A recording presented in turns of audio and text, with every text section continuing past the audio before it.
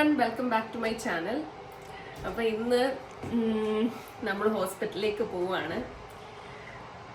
എന്താവുന്നൊന്നും അറിയത്തില്ല, പക്ഷേ എനിക്ക് 35 വീക്സ് അല്ലേ, അല്ല 36 വീക്സ് ഒക്കെ തുടങ്ങിയപ്പോഴത്തേക്കും ബോഡി ഫുള്ള് ചൊറിച്ചിലൊക്കെ വന്നിട്ട് ഇങ്ങനെ പൊങ്ങി വരുമായിരുന്നു. ഇപ്പോഴും തന്നെ ഇവിടെയൊക്കെ നോക്കിയാൽ കാണാം. അപ്പോൾ അങ്ങനെ ബ്ലഡ് ടെസ്റ്റ് ഒക്കെ ചെയ്തപ്പോൾ അതിൻ്റെ അകത്ത് ബൈൽ ആസിഡ് കൂടുതലാണെങ്കിൽ നമുക്ക് കോളിയോസ്റ്റാസിസ് എന്ന് പറഞ്ഞൊരു കണ്ടീഷനാണ്. അപ്പോൾ അത് വന്നു കഴിഞ്ഞാൽ ഒരു 37 വീക്സ് കഴിയുന്നത് വരെ വെയിറ്റ് ചെയ്യത്തില്ല. 37 വീക്സ് ആയെങ്കിൽ 40 വീക്സ് വരെ വെയിറ്റ് ചെയ്യത്തില്ല. 37 കഴിഞ്ഞ് കഴിഞ്ഞാൽ അവർ ഇൻഡ്യൂസ് ചെയ്യും. അപ്പോൾ ഇന്ന് അതിന് വേണ്ടിയിട്ട് വിളിച്ചിട്ടുണ്ട്. ഞങ്ങൾ അതുകൊണ്ട് റെഡി ആയിട്ട് പോവാൻ നമ്മളൊരു ഓട്ടത്തിലല്ലേ. ഇന്ന് ചേട്ടന് ജോലി ഉണ്ടായിരുന്നു. അപ്പോൾ ജോലിയിൽ നിന്ന് ഉച്ചയായപ്പോഴത്തേക്കും ഡോക്ടർ വിളിച്ചപ്പോൾ ഞാൻ പറഞ്ഞു ഇതുപോലെ ഇന്ന് തന്നെ ഹോസ്പിറ്റലിൽ പോയി ഡോക്ടറെ കാണണമെന്ന് പറഞ്ഞു. അപ്പൊ ചേട്ടൻ അവിടുന്ന് ഓടി എത്തി അല്ലേ. എന്നിട്ട് വിത്തിൻ 2 hours നമ്മളെല്ലാം സെറ്റപ്പ് ആക്കി നമ്മള് ഇനി ഹോസ്പിറ്റലിലോട്ട് പോവാണ്. എന്താണെന്നൊന്നും അറിയില്ല. ചേട്ടൻ മാക്സിമം എല്ലാം ക്യാപ്ചർ ചെയ്തോളൂ കേട്ടോ. എല്ലാം ഞാൻ ഏറ്റു. അതെ, കാരണം പിന്നീട് കാണണമല്ലോ എന്റെ ഈ ബർത്ത് ബ്ലോഗ് എനിക്ക് ആയിരിക്കും എന്നുള്ളത്. എന്താ അല്ല കൂളല്ലേ, പിന്നെ ടെൻഷൻ ഒന്നും ഇല്ലല്ലോ. അറിയാവോ ചേട്ടൻ എന്താ പറയാനുള്ളത് നോക്കാം. ഓക്കെ, നമ്മളന്ന് ഡോക്ടർ പറഞ്ഞതനുസരിച്ച് നമ്മള് ചെല്ലയാ. അറിഞ്ഞൂടാ നമ്മുടെ ബിഗ് ഡേ ഇന്നായിരിക്കോ അതോ എക്സൈറ്റഡ് ആണോ? പിന്നെ അങ്ങനെ ഞങ്ങൾ ഇവിടുന്ന് ഇറങ്ങാൻ പോവാണ് ഗൈസ്. എന്തായാലും കുളിച്ച് ഫ്രഷായി പെട്ടിയൊക്കെ ഇന്ന് രാവിലെയാണ് ആക്ച്വലി പെട്ടി കംപ്ലീറ്റ് ആയിട്ട് പാക്ക് ചെയ്ത് കഴിഞ്ഞത്. അപ്പം എന്റെ മനസ്സിൽ എപ്പോഴും ഒരു ഇൻഡ്യൂഷൻ ഉണ്ടായിരുന്നു, പെട്ടി കംപ്ലീറ്റ് ആയിട്ട് പാക്ക് ചെയ്ത് കഴിഞ്ഞാൽ പോയി ഡെലിവറി ചെയ്യേണ്ടി വരും. അതെ, അപ്പം എന്തായാലും പോവാം. Okay, let's go. അപ്പൊ ഇതാണ് കാർ സീറ്റ്. ചേട്ടൻ വിന്റർ കവർ ഒക്കെ ഇട്ട് ഇത് സെറ്റ് ആക്കി വെച്ചിട്ടുണ്ട്. അതെ, ഇതും പിടിച്ചോണ്ട് നടക്കണ്ടേ? അതെ,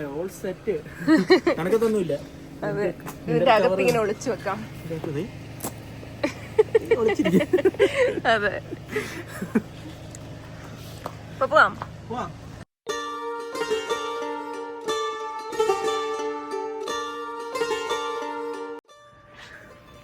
ഹലോ, നമ്മളിവിടെ ഹോസ്പിറ്റലിൽ വന്നു. ഇവിടെ അക്യൂട്ട് കെയറിൽ അവരിവിടെ ഒരു റൂമിൽ കൊണ്ടുവന്ന് നമ്മളെ ഇവിടെ അക്യൂട്ട് കെയറിനകത്ത് വന്നു. നമുക്കിവിടെ നമ്മളിവിടെ ഒരു റൂമിൽ കൊണ്ടിരുത്തി. അറിഞ്ഞുകൂടാ ഇത് തന്നെയാണോ നമ്മുടെ ഇത് ഡെലിവറിയൊക്കെ കഴിഞ്ഞിട്ടുള്ള നമ്മുടെ റൂമിൽ നിന്ന്. നേഴ്സ് ഇപ്പോൾ വരാമെന്ന് പറഞ്ഞു. ഡോക്ടർ ഓൺ ദ വേ ആണ്. ഇവിടെ റെസ്റ്റ് എടുക്കുന്നു. വീട്ടിൽ നിന്ന് വണ്ടി ഓടിച്ച് വന്നതിൻ്റെ ചെയ്യണോ? ഒന്ന് കിടന്നേക്കാം.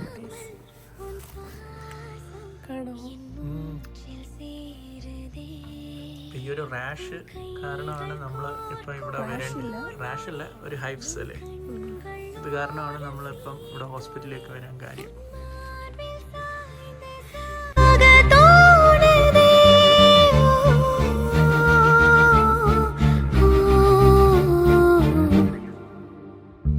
അങ്ങനെ ഇൻഡ്യൂസ് ചെയ്തു. എന്നിട്ട് പറഞ്ഞു തിരിച്ച് വീട്ടിൽ പോയിട്ട് നിങ്ങൾ റെസ്റ്റൊക്കെ എടുത്തിട്ട് നാളെ കാലത്ത് എത്തിയാൽ മതി. ബാക്കി ഇതിൻ്റെ ഇടയ്ക്ക് എന്തെങ്കിലും പെയിനോ കാര്യങ്ങളോ കോൺട്രാക്ഷനൊക്കെ വരികയാണെങ്കിൽ മാത്രം വീണ്ടും ഹോസ്പിറ്റലിൽ ചെന്നാൽ മതി എന്ന് പറഞ്ഞു. അതുകൊണ്ട് ഞങ്ങൾ തിരിച്ച് വീട്ടിൽ വന്നു. ഇനി കുറച്ച് റെസ്റ്റൊക്കെ എടുത്ത് വേറെ പ്രശ്നമൊന്നും ഇല്ലെങ്കിൽ നല്ലപോലെ ഉറങ്ങിയിട്ട് കാലത്ത് എണീറ്റ് ബ്രേക്ക്ഫാസ്റ്റ് ഒക്കെ കഴിഞ്ഞിട്ട് ഇനി നേരെ ഹോസ്പിറ്റലിലേക്ക് പോകത്തുള്ളൂ.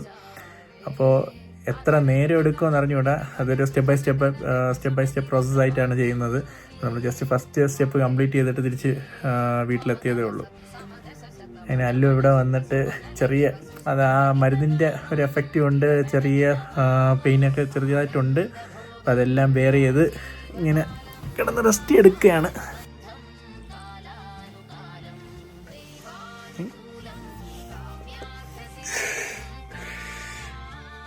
എങ്ങനെയുണ്ടല്ലോ, പെയിനുണ്ടോ?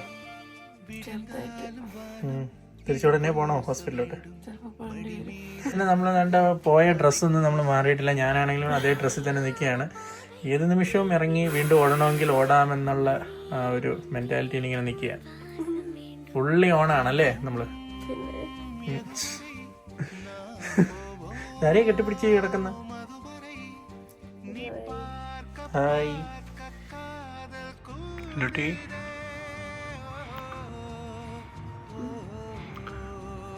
വാ എനിക്ക്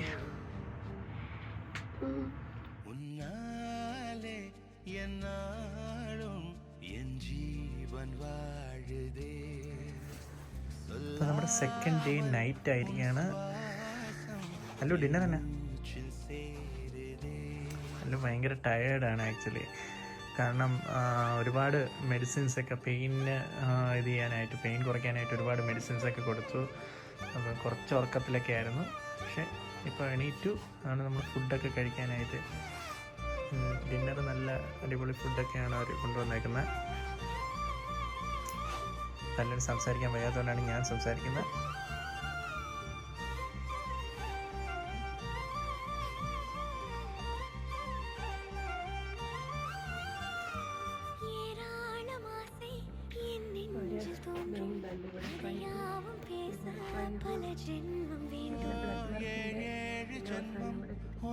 മൊത്തത്തിലൊരു 4-5 കുത്ത് കിട്ടി.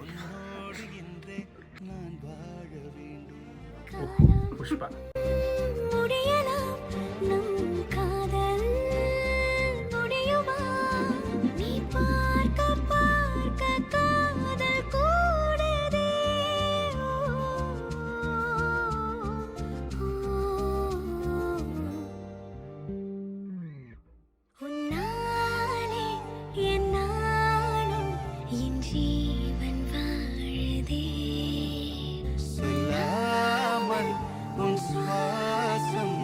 പകുതി ബോധത്തിലാണ് ഇതെല്ലാം പറയുന്നത്.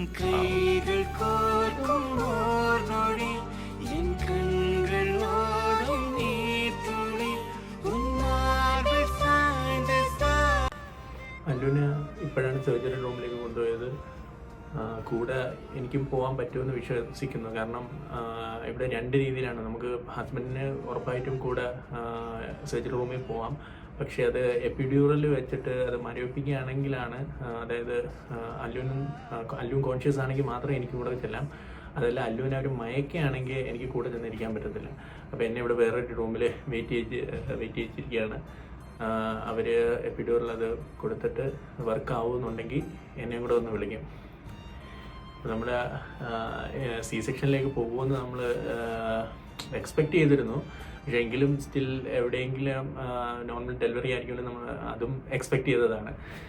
അപ്പോൾ പ്രോബ്ലം എന്ന് വെച്ചാൽ കോൺട്രാക്ഷൻസും കാര്യങ്ങളൊക്കെ പ്രോപ്പറായിട്ട് വരുന്നുണ്ടായിരുന്നു. പക്ഷേ വരുന്ന കോൺട്രാക്ഷൻസ് ഇത്തിരി പീക്കായിട്ട് നിൽക്കുകയാണ്, കുറച്ച് കൂടുതൽ സമയം നിൽക്കുകയായിരുന്നു. അതുകൊണ്ടാണ് ഇത് അങ്ങനെ വന്നുകൂടാ. അതുകൊണ്ടാണ് അവർ പിന്നെ സി സെക്ഷനിലേക്കൊരു സജഷൻ വെച്ചത്. അപ്പോൾ അതുകൊണ്ട് അങ്ങനെ പോവേണ്ടി വന്നു. ബട്ട് അല്ലു പ്രിപ്പയർഡ് ആയിരുന്നു, ഞാനും പ്രിപ്പയർഡ് ആയിരുന്നു. അങ്ങനെ നമ്മൾ പെട്ടെന്ന് ഇങ്ങനെ കേട്ടപ്പോഴത്തേക്കും എനിക്ക് ഒരു കുറച്ച് വിഷമമൊക്കെ ഉണ്ടായിരുന്നെങ്കിലും എന്നാലും കുഴപ്പമില്ല. കാരണം അല്ലു ത്രൂ ഔട്ട് ഈ പ്രഗ്നൻസിയിൽ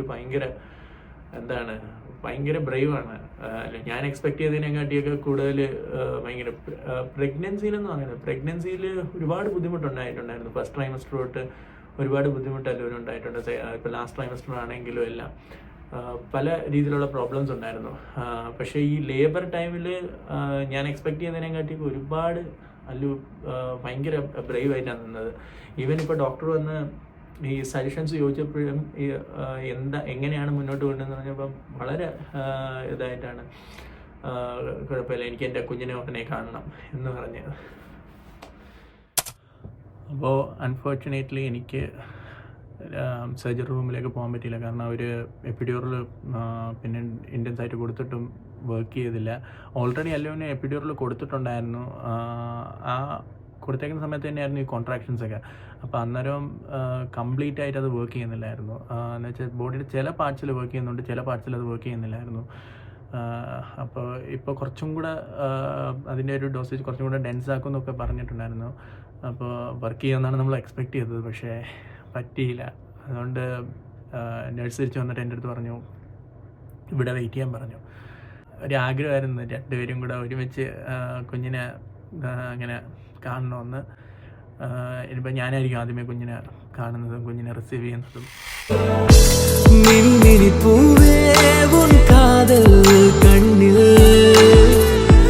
പുതിയതായി കണ്ടേനെ എന്നെ ഉന്നിൽ മതമാ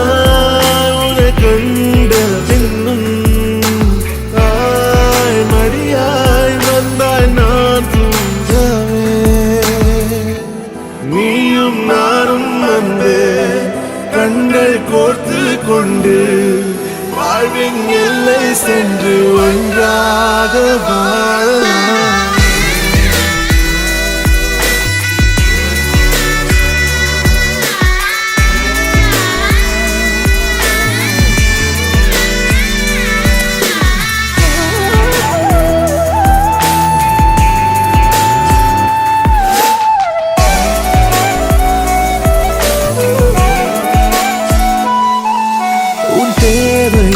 நான் தீர்க்கவே வெந்நீரில் மீனாய் நீந்துவேன். உன் காதலை கடன் வாங்கியே என்னை நானே தாங்குவேன். உன் பாதியும் என் நீதியும் ஒன்றேதான் என்று வாழ்கிறேன். உன் கண்களில் நீர் சிந்தினால் அப்போதே செத்து போகிறேன். சாலையோர பூக்கள் சாய்ந்து நம்மை பார்க்க நாளை தேவையில்லை பெண்ணே, நாளும் வாழலாம்.